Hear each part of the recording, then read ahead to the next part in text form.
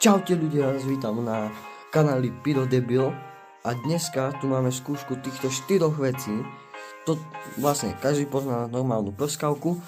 Toto je vlastne fontánka taká divná, toto je tiež fontánka a toto je monster, ktorý sa vlastne točí na zemi. Takže ideme na to. Prvé si dáme prskavku. Takže máme tu zapichnutú prskavku a ideme si ju zapáliť.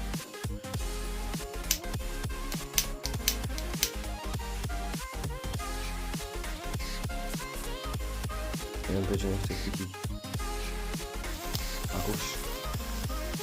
A kebyže ju zapálime na viac miestach. To sa im je. Môj zapáľovač toho nie je schopný. Takže takáto prskávka. Je to fajn akože, za tú cenu.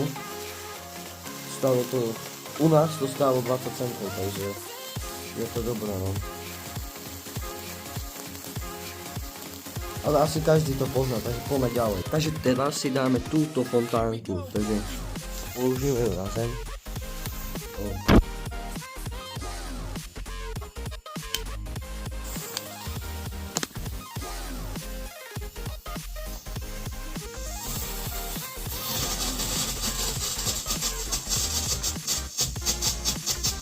Ešte to spraví taký crackling vlastne. Na čo také? Takže odkopnú dole. Teraz si dáme zasa túto fontánku, ďalšiu, takže poďme na to. Zapalujem.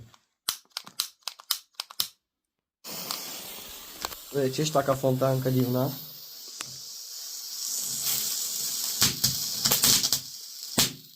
Ale taká horšia ako keby. A teraz si dáme toto tu. Takže ideme na to. To sa tu ide točiť.